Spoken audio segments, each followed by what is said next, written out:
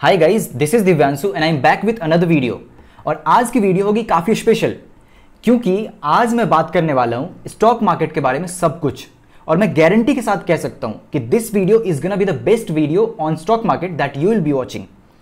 इतने सिंपल इस तरीके से बताऊंगा कि कोई भी आसानी से समझ सकता है।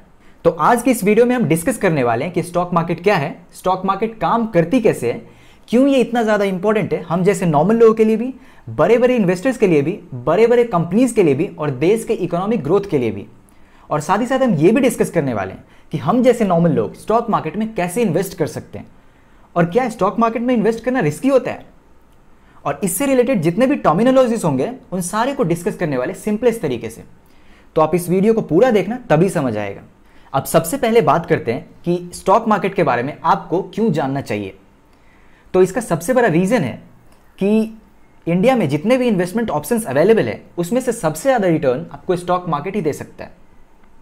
हाँ, ये इन्वेस्टमेंट थोड़ा रिस्की है, ऑफकोर्स कुछ लोगों को लॉस हुआ है स्टॉक मार्केट में इन्वेस्ट करके, लेकिन बहुत सारे ऐसे लोग हैं जिन्होंने काफ़ी अच्छा खासा वेल्थ क्रिएट किया है स्टॉक मार्केट में इन्वेस्ट करके। राकेश झुनझुनवाला, जो कि इंडिया के सबसे पॉपुलर और सबसे सक्सेसफुल इन्वेस्टर है, इन्होंने 5,000 रुपये से स्टॉक मार्केट में इन्वेस्ट करना स्टार्ट किया था और आज इनकी नेटवर्थ है 34,000 करोड़ के आसपास। आर.के. दमानी, जो कि डी-मार्ट के फाउंडर है, इनकी स्टॉक मार्केट में इन्वेस्ट करने की जर्नी थोड़ी लेट स्टार्ट हुई थी एट द एज ऑफ 32, लेकिन इन्होंने भी स्टॉक मार्केट में इन्वेस्ट करके काफ़ी अच्छा खासा वेल्थ गेन किया है। 2017 में जब एवेन्यू सुपरमार्ट, जो कि डी-मार्ट की पेरेंट कंपनी है, जब ये कंपनी आईपीओ में आई थी तो आर.के. दमानी ने सिर्फ 2 दिनों के अंदर 6100 करोड़ बनाए थे। आज भी इस कंपनी के 52% स्टेक की ओनरशिप आर.के. दमानी के पास ही है। ऐसे ही बहुत सारे सक्सेसफुल इन्वेस्टर्स हैं जैसे Ramesh Damani, Ramdeo Agrawal, Nemi Shah, Chaitanya Dalmia, etcetera etcetera, this list continues. और मैं आपको बता दूं कि हम जैसे नॉर्मल लोग भी स्टॉक मार्केट में इन्वेस्ट करके काफ़ी अच्छे खासे पैसे बना सकते हैं लॉन्ग टर्म में, नॉट इन शॉर्ट टर्म। हाँ, शॉर्ट टर्म के लिए स्टॉक मार्केट में इन्वेस्टमेंट डेफिनेटली रिस्की होता है, क्योंकि ऐसा भी हो सकता है कि अभी आपने किसी कंपनी के शेयर्स खरीदे और उसके तुरंत बाद उसकी वैल्यू घट गई, लेकिन वहीं अगर आप सेंसेक्स के परफॉर्मेंस देखोगे लॉन्ग टर्म में तो it has always been going up only. आप यहाँ ग्राफ से देख सकते हो कि 1995 में सेंसेक्स 3000 के आसपास था, लेकिन आज सेंसेक्स इज एट 60,000। आज से 17 साल पहले सितंबर 2004 में सेंसेक्स 5,500 के आसपास था, लेकिन आज 60,000 के आसपास है। तो शॉर्ट टर्म में आपको अप्स एंड डाउन्स दिखेंगे, लेकिन लॉन्ग टर्म के लिए स्टॉक मार्केट में इन्वेस्ट करना इज अ गुड ऑप्शन। तो स्टॉक मार्केट जैसे हाई रिस्क हाई रिटर्न वाले इन्वेस्टमेंट ऑप्शन के बारे में आपको जानना चाहिए। इससे आपकी फाइनेंशियल इंटेलिजेंस बढ़ेगी if you know about this kind of investment in detail, जो कि बहुत ज़रूरी है। तो अब तक आपने समझ लिया कि स्टॉक मार्केट के बारे में क्यों आपको जानना चाहिए, सीखना चाहिए, नॉलेज लेना चाहिए। और हाँ, स्टॉक मार्केट में इन्वेस्ट करना कोई गैम्बलिंग नहीं है। अगर आप ट्रेडिंग करते हो तो वो डेफिनेटली काफ़ी रिस्की होता है, लेकिन लॉन्ग टर्म के लिए स्टॉक मार्केट में इन्वेस्ट करना इज़ अ गुड ऑप्शन, क्योंकि अभी आपने सेंसेक्स का ग्राफ देखा ही है, it has always been going up only in long term. और सेंसेक्स टॉप 30 कंपनीज का कॉम्बिनेशन होता है। तो अगर आप किसी स्टेबल कंपनीज के शेयर्स खरीदते हो और उसे आप लॉन्ग टर्म के लिए होल्ड करके रखते हो तो you need to be very secure about that. तो इसलिए स्टॉक मार्केट के बारे में आपको सीखना चाहिए। और अगर आप में भी मोटिवेशन आ गई है कि नहीं यार, अब तो हमें भी इन चीज़ों के बारे में जानना है, तो आप इस वीडियो को पूरा देखो, समझ आ जाएगा। लेकिन उससे पहले आप इस वीडियो को लाइक कर दो, क्योंकि इससे मुझे मिलती है मोटिवेशन। और यार, मोटिवेशन बहुत इंपॉर्टेंट है ऐसे वैल्यू पैक्ड कॉन्टेंट आप तक पहुंचाने के लिए। सो आप इस वीडियो को लाइक कर दो, और अगर आपने अपना काम कर दिया तो स्टार्ट करते हैं ना फिर। तो सबसे पहले बात करते हैं कि स्टॉक मार्केट क्या है। तो ये भी एक मार्केट है, जैसे कपड़ों का मार्केट होता है, गैजेट्स का मार्केट होता है, वैसे ही ये भी एक मार्केट है जहां पे आप किसी कंपनी के शेयर्स खरीद या बेच सकते हो। और अगर आपने किसी कंपनी के शेयर्स खरीदे तो इसका मतलब होता है कि आपको उस कंपनी की कुछ परसेंटेज ओनरशिप मिल गई। मतलब अगर वो कंपनी ग्रो करेगी तो उसका प्रॉफिट आपको भी होगा, और अगर वो कंपनी अच्छा परफॉर्म नहीं करेगी तो उसके बदले लॉस आपको भी सहना पड़ेगा। लेकिन जैसे हम कपड़ों के मार्केट में जाते हैं, पैसे देते हैं और कपड़ा खरीदते हैं, वैसे ही शेयर मार्केट में जाके हम ऐसा नहीं कह सकते कि भाई कुछ पैसे ले लो आप और XYZ कंपनी के शेयर्स हमें दे दो। ऐसा हम नहीं कर सकते। यहाँ पे हमें शेयर्स खरीदने के लिए बीच में एक मीडिएटर चाहिए होता है, और वो मीडिएटर होता है स्टॉक ब्रोकर। अब ये स्टॉक ब्रोकर होना इंपॉर्टेंट है। ये स्टॉक ब्रोकर कोई इंसान भी हो सकता है, या फिर हमारा बैंक भी हो सकता है, या फिर कोई थर्ड पार्टी एप्लीकेशन भी हो सकती है। ब्रोकर्स का होना भी इंपॉर्टेंट है, राइट। और जब हम ब्रोकर्स के थ्रू शेयर्स खरीदते हैं तो उस केस में ये अपना कुछ कमीशन रख लेते हैं, जिसे बोलते हैं ब्रोकरेज फीस। तो आज के टाइम पे जो थर्ड पार्टी एप्लीकेशंस है ना वो बेस्ट है, क्योंकि ये सारे बहुत कम ब्रोकरेज फी चार्ज करते हैं। Will talk about it as well, don't worry. But उससे पहले हम जानते हैं स्टॉक मार्केट में यूज होने वाले काफी सारे कॉम्प्लिकेटेड टर्मिनोलॉजीज के बारे में, एक एक करके जानते हैं। और स्टॉक मार्केट को ही इक्विटी मार्केट भी बोलते हैं, शेयर मार्केट भी बोलते हैं, राइट। तो सबसे पहला टर्मिनोलॉजी है स्टॉक एक्सचेंज। आज के टाइम पे ऑलमोस्ट हर देश का अपना स्टॉक एक्सचेंज होता है। स्टॉक एक्सचेंज वो जगह है जहां पे हम किसी कंपनी के शेयर्स खरीद या बेच सकते हैं। फिर आपके मन में डाउट आ रहा होगा कि फिर स्टॉक मार्केट क्या है? तो स्टॉक मार्केट का ही सबसेट है स्टॉक एक्सचेंज। आपको बिल्कुल भी कंफ्यूज होने की जरूरत नहीं है। आप किसी कंपनी के शेयर्स तभी खरीद सकते हो जब वो कंपनी स्टॉक एक्सचेंज में लिस्टेड होगी। You got it right. India में प्रोमिनेंटली 2 ही स्टॉक एक्सचेंजेस हैं। इन 2 के अलावा और भी स्टॉक एक्सचेंजेस हैं, लेकिन most of the trading in 2 stock exchanges में ही होता है, जो है एनएसई और बीएसई। एनएसई का मतलब होता है national stock exchange. National stock exchange में 1600 से ज़्यादा कंपनीज लिस्टेड है। वहीं बीएसई को बोलते हैं बॉम्बे स्टॉक एक्सचेंज, और बॉम्बे स्टॉक एक्सचेंज में अराउंड 5000 कंपनीज लिस्टेड है। तो अगर आज के टाइम पे आपको शेयर्स खरीदना है तो उसके लिए स्टॉक एक्सचेंज जाने की जरूरत नहीं है। आप किसी भी थर्ड पार्टी एप्लीकेशंस के थ्रू, जो ब्रोकर का काम करते हैं, उनके थ्रू आप शेयर्स खरीद सकते हो। लेकिन ये सब करने के लिए, मतलब शेयर्स खरीदने के लिए, स्टॉक मार्केट में इन्वेस्ट करने के लिए, ट्रांजेक्शन्स करने के लिए आपके पास 2 तरीके के अकाउंट होने चाहिए, ट्रेडिंग अकाउंट और डीमैट अकाउंट। सो जब आप शेयर्स खरीदते हो ना तो आपके पैसे आपके ट्रेडिंग अकाउंट से डेबिट होता है, और जब आप शेयर्स बेचते हो तो आपके पैसे आपके ट्रेडिंग अकाउंट में क्रेडिट होता है। मतलब आप ट्रेडिंग अकाउंट का यूज करते हो शेयर्स खरीदने और बेचने के लिए, लेकिन जो शेयर्स आप खरीदते हो वो शेयर्स आपके डीमैट अकाउंट में स्टोर्ड रहता है। जैसे वॉलेट होता है उसमें हम पैसा रखते हैं, वैसे ही जो शेयर्स आप खरीदते हो वो शेयर्स आपके डीमैट अकाउंट में स्टोर्ड रहता है। I hope you got it right. With that said, हम अगले टर्मिनोलॉजी को देखते हैं, जो है निफ्टी और सेंसेक्स क्या होता है। सेंसेक्स का मतलब होता है स्टॉक एक्सचेंज सेंसिटिव इंडेक्स। मतलब सेंसेक्स में हमारे देश की जो टॉप 30 कंपनीज है जो बॉम्बे स्टॉक एक्सचेंज में लिस्टेड है, इन 30 कंपनीज का कॉम्बिनेशन है सेंसेक्स। वहीं निफ्टी का मतलब होता है नेशनल स्टॉक एक्सचेंज 50। तो निफ्टी में जो हमारे देश की टॉप 50 कंपनी जो नेशनल स्टॉक एक्सचेंज में लिस्टेड है, इन 50 कंपनीज का कॉम्बिनेशन है निफ्टी, राइट। ये सेंसेक्स और निफ्टी इतना इंपॉर्टेंट है हमारे स्टॉक मार्केट के लिए कि हम सेंसेक्स और निफ्टी के परफॉर्मेंस को देख के ये अंदाजा लगा लेते हैं कि इंडियन स्टॉक मार्केट की क्या हालत है।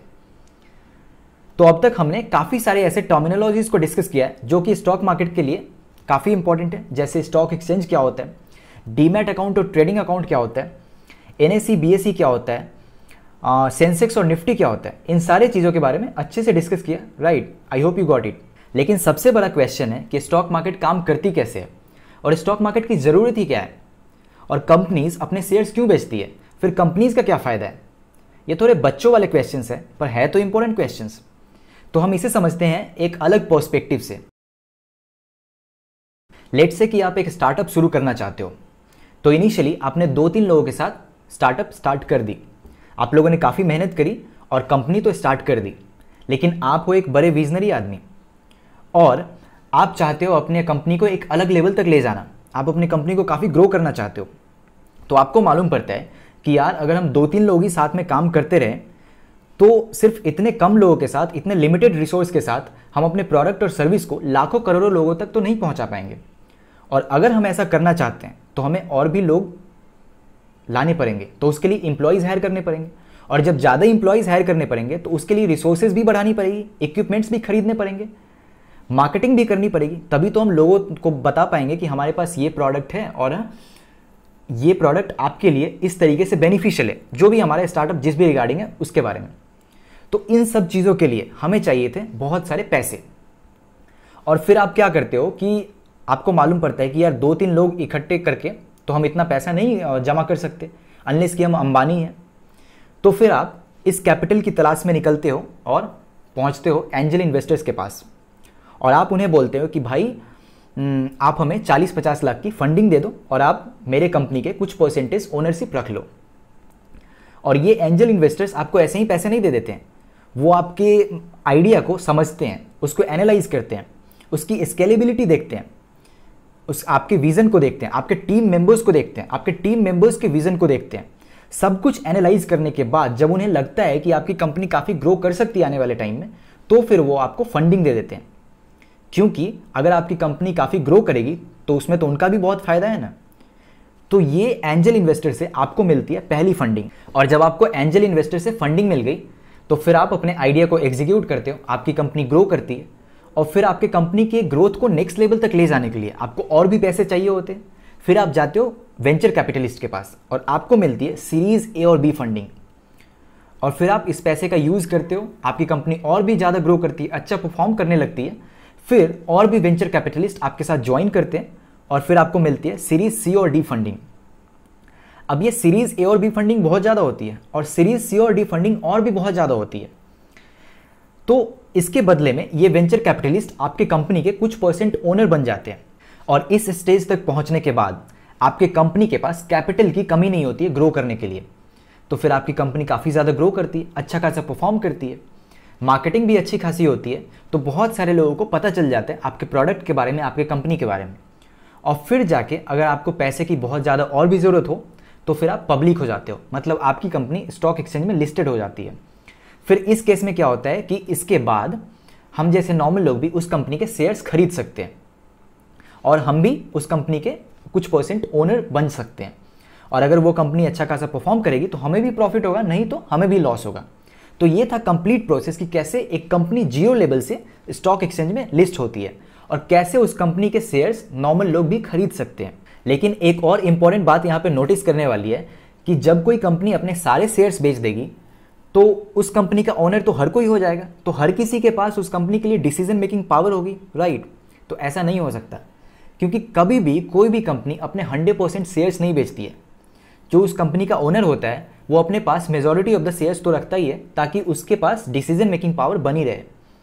इसलिए जो फाउंडर्स होते हैं वो अपने पास 50% से ज़्यादा शेयर्स रखते हैं अपने कंपनी का। तो जैसा कि मैंने इस वीडियो के स्टार्टिंग में बात करी थी आर के दमानी के बारे में, जो कि डीमार्ट के फाउंडर हैं, तो उनके कंपनी का 52% शेयर्स तो उनके पास ही है। सिमिलरली रिलायंस के 50% तक शेयर्स अंबानी फैमिली के पास ही है, बाकी बचे 50% शेयर्स पब्लिक शेयर होल्डर्स के पास है। सो नाउ यू नो कि how stock market works, right. Y stock market is so important, और कंपनीज अपने शेयर्स क्यों बेचती है, क्योंकि उन्हें चाहिए होता है कैपिटल, और मेजॉरिटी ऑफ द केसेस में तो मेजॉरिटी ऑफ द शेयर्स उस कंपनी का उसके फाउंडर्स के पास ही होता है, राइट। तो आपने देखा कि शेयर्स बेच के इन्होंने कैपिटल गेन किया, उस कैपिटल का यूज करके अपनी कंपनी को ग्रो किया, मार्केटिंग की, हाइप क्रिएट किया और शेयर्स की वैल्यू बढ़ती गई। और अब जो फाउंडर्स ने अपने पास ऑलरेडी 50% से ज़्यादा शेयर्स होल्ड करके रखा है, उस शेयर्स की वैल्यू कितनी ज़्यादा बढ़ गई आप सोच सकते हो, क्योंकि कंपनी की ओवरऑल मार्केट कैपिटलाइजेशन भी तो बहुत बढ़ गई। So this was the entire thing, I hope you got it. तो अब तक आपने समझ लिया कि स्टॉक मार्केट क्या होता है, स्टॉक मार्केट के बारे में आपको क्यों जानना चाहिए, और क्या स्टॉक मार्केट में इन्वेस्ट करना रिस्की होता है या नहीं, ये भी देखा आपने। और साथ ही साथ हमने स्टॉक मार्केट से रिलेटेड काफ़ी सारे इंपॉर्टेंट टर्मिनोलॉजीज को भी डिस्कस किया, जैसे सेंसेक्स क्या होता है, निफ्टी क्या होता है, NSE BSE क्या है, स्टॉक एक्सचेंज क्या है, डीमैट अकाउंट, ट्रेडिंग अकाउंट क्या है। इसके अलावा हमने ये भी डिस्कस किया कि स्टॉक मार्केट काम करती कैसे है, क्यों ये इतना ज़्यादा इंपॉर्टेंट है, और कंपनीज अपने शेयर्स क्यों बेचती है। सो आई थिंक कि आपको जितनी भी नॉलेज होनी चाहिए स्टॉक मार्केट के बारे में एक फंडामेंटल लेवल पे, वो सारी इंफॉर्मेशन आपको दी गई है। लेकिन अब एक और क्वेश्चन बनता है कि हम जैसे नॉर्मल लोग स्टॉक मार्केट में कैसे इन्वेस्ट कर सकते हैं, हम कैसे किसी कंपनी के शेयर्स खरीद सकते हैं। तो जैसा कि मैंने इस वीडियो के स्टार्टिंग में ही बात किया था कि आप किसी भी कंपनी के शेयर्स तभी खरीद सकते हो जब वो कंपनी स्टॉक एक्सचेंज में लिस्टेड होगी, और वो कंपनी के शेयर्स खरीदने के लिए हमें एक मीडिएटर चाहिए होगा जो होता है स्टॉक ब्रोकर। अब ये स्टॉक ब्रोकर कोई इंसान भी हो सकता है, या फिर हमारा बैंक भी हो सकता है, या फिर कोई मोबाइल एप्लीकेशन भी हो सकती है। और ये स्टॉक ब्रोकर हमारा काम करने के लिए कुछ कमीशन अपना रख लेते हैं, जिसे बोलते हैं ब्रोकरेज फीस। देखो यार, आज के टाइम पे जो एप्लीकेशंस अवेलेबल है वो बहुत ही कम ब्रोकरेज फीस चार्ज करते हैं। इन सब के अलावा अगर आप स्टॉक मार्केट में इन्वेस्ट करना चाहते हो तो आपके पास होना चाहिए एक डीमैट अकाउंट, क्योंकि जो शेयर्स आप खरीदते हो वो शेयर्स डीमैट अकाउंट में स्टोर्ड रहता है। कुछ टाइम पहले जब डीमैट अकाउंट की फैसिलिटी नहीं हुआ करती थी, तब जब आप शेयर्स खरीदते तो आपको मिलती एक फिजिकल सर्टिफिकेट जिस पे लिखा होता था कि आपने XYZ कंपनी के इतने शेयर्स खरीदे, और आपको वो सर्टिफिकेट फिजिकली स्टोर करना पड़ता था। लेकिन जब डीमैट अकाउंट की फैसिलिटी आई, डीमैट का मतलब ही होता है डीमटेरियलाइजेशन। तो इस केस में जब आप किसी कंपनी के शेयर्स खरीदते हो तो उन शेयर्स को इलेक्ट्रॉनिक फॉर्म में आपके डीमैट अकाउंट में स्टोर किया जाता है। तो आपने देख लिया कि डीमैट अकाउंट कितना ज़्यादा इंपॉर्टेंट है। चाहे आप स्टॉक मार्केट में इन्वेस्ट करना चाहते हो, या फिर आप म्यूचुअल फंड में इन्वेस्ट करना चाहते हो, या फिर आप डिजिटल गोल्ड खरीदना चाहते हो, या फिर आप किसी कंपनी के IPO के लिए अप्लाई करना चाहते हो, तो भी आपके पास डीमैट अकाउंट होना ही चाहिए। अब इंपॉर्टेंट बात यह है कि आप अपना डीमैट अकाउंट किसी ट्रस्टवर्दी ब्रोकर के साथ खुलवाओ, जिस पे आपको भरोसा भी हो और जो काफ़ी कम ब्रोकरेज फी चार्ज करते हो और काफ़ी ज़्यादा फैसिलिटी आपको दे सके। तो आज के टाइम पे जो बेस्ट एप्लीकेशंस अवेलेबल है उसमें है ग्रो ऐप, अपस्टॉक्स है, जीरोधा है। तो आप इनमें से किसी के साथ भी, किसी के थ्रू भी आप अपना डीमैट अकाउंट खुलवा सकते हो। मेरा पर्सनल प्रेफरेंस है ग्रो ऐप, क्योंकि मैं इसे ही यूज़ करता हूँ। देखो यार, ये वीडियो बिल्कुल भी स्पॉन्सर्ड नहीं है, तो आप किसी के थ्रू भी अपना डीमैट अकाउंट खुलवाओ, मुझे कोई फ़र्क नहीं पड़ता है। लेकिन मैं ग्रो ऐप को प्रेफर करता हूँ, क्योंकि इस केस में आपका फ्री में डीमैट अकाउंट खुलता है और कोई अकाउंट मेंटेनेंस चार्ज नहीं देना पड़ता है। जैसे कि बाकी के एप्लीकेशंस के केस में आपको डीमैट अकाउंट खुलवाने के लिए 200 से 250 रुपये चार्ज देने पड़ते हैं, और हर महीने की अकाउंट मेंटेनेंस चार्ज भी देनी होती है, जो कि 20-30 रुपये के आसपास होता है। यहाँ पे ऐसा कुछ नहीं है। ऑल्सो ये ग्रो ऐप एक रजिस्टर्ड स्टॉक ब्रोकर है सेबी के साथ, जो कि एक रेगुलेटरी बॉडी है। तो आप इस ऐप पे अपना डीमैट अकाउंट खुलवा सकते हो। मैं लिंक दे दूंगा डिस्क्रिप्शन में। कोई स्पॉन्सर्ड नहीं है, so don't worry for that. अब डीमैट अकाउंट कैसे खुलवाना है, तो यार बहुत आसान है। मेरा तो ऑलरेडी खुल रखा है, तो मैं फिर से तो खोलूंगा नहीं। मैंने लिंक दे रखा होगा डिस्क्रिप्शन में, देख लेना। शायद अगर है तो फिर उस पर क्लिक करो, अपना मोबाइल नंबर डालो, OTP आएगा। फिर उसके बाद आपसे काफ़ी बेसिक डिटेल्स पूछेंगे, जैसे पेरेंटल डिटेल्स पूछेंगे, डेट ऑफ बर्थ मांगेगा, फिर आधार कार्ड, पैन कार्ड वगैरह के बारे में पूछेगा, राइट। फिर आपको अपना बैंक अकाउंट लिंक करना पड़ेगा, और उसके बाद सारा प्रोसेस हो जाएगा वहीं पे। KYC भी हो जाएगा, डिजिटल सिग्नेचर करना पड़ेगा, वो भी हो जाएगा वहीं पे। और फिर इन सब के बाद आपके आधार कार्ड से जो मोबाइल नंबर लिंक्ड होगा उस पर आपको OTP जाएगा। ये सब डाल दो, पूरा प्रोसेस हो जाएगा, आपका डीमैट अकाउंट खुल जाएगा, और वो अकाउंट अगले 24 घंटे के अंदर में एक्टिवेट भी हो जाएगा। तो ये पूरा प्रोसेस काफ़ी सिंपल है, बिल्कुल भी मुश्किल नहीं है। फिर आपको इन्वेस्टमेंट स्टार्ट करने के लिए क्या करना है कि जो बैंक अकाउंट आपका इस एप्लीकेशन के साथ लिंक्ड है, उस बैंक अकाउंट से आप अपने ग्रो बैलेंस अकाउंट में कुछ पैसे ट्रांसफ़र कर लो, और उस पैसे का आप यूज़ कर सकते हो शेयर्स खरीदने के लिए और बाकी के और भी इन्वेस्टमेंट करने के लिए, राइट। तो ये काफ़ी सिंपल प्रोसेस है, बिल्कुल भी डिफिकल्ट नहीं है। कोई ट्यूटोरियल देखने की आपको ज़रूरत नहीं है डीमैट अकाउंट खुलवाने के लिए। जो भी डिटेल्स आपसे मांगता जाएगा वो डालते जाओ, और 2 से 3 मिनट के अंदर आपका डीमैट अकाउंट खुल जाएगा, और अगले 24 घंटे के अंदर एक्टिवेट भी हो जाएगा, और फिर आप अपना इन्वेस्टमेंट स्टार्ट करो। So guys, that's it for this video. I hope you find this video informative and valuable. आपने बहुत कुछ सीखा हो, आई होप सो। देखो यार, फाइनेंस सीरीज़ की ये सारी वीडियोस काफ़ी बेसिक है, मैं इन्हें एडवांस लेवल पे भी डिस्कस करने वाला हूँ। तो उसकी अलग सीरीज़ आएगी जहाँ पे मैं इनकी पूरी टेक्निकलिटीज़ डिस्कस करूँगा, so don't worry for that. लेकिन ये बहुत ही बेसिक सीरीज़ है फाइनेंस की, तो आप इस प्लेलिस्ट के वीडियोस को हर किसी के साथ शेयर करो, चाहे वो बच्चा हो, बूढ़ा हो, फ़र्क नहीं पड़ता। यार, बेसिक्स ऑफ फाइनेंस तो हर किसी को पता होना चाहिए ना। ये चीज़ें आपको स्कूल्स कॉलेजेस में नहीं बताते, और मनी मैनेजमेंट स्किल तो हर किसी को पता होना चाहिए। तो अगर आप मेरी बातों से अग्री करते हो तो आप इस प्लेलिस्ट के वीडियोस को शेयर करो, और अगर आपको ये वीडियो अच्छी लगी तो आप इसे लाइक कर सकते हो, कुछ अच्छा नहीं लगा तो डिसलाइक भी कर सकते हो। अभी भी कुछ डाउट्स या सजेशंस है तो आप कमेंट सेक्शन में लिख दो, I try to get back to you as soon as possible. आप इस वीडियो को जरूर शेयर करना। Thank you so much for watching this video up to now. I will see you in the next video for sure. Till then, take care of yourself, take care of your family, be happy, be positive.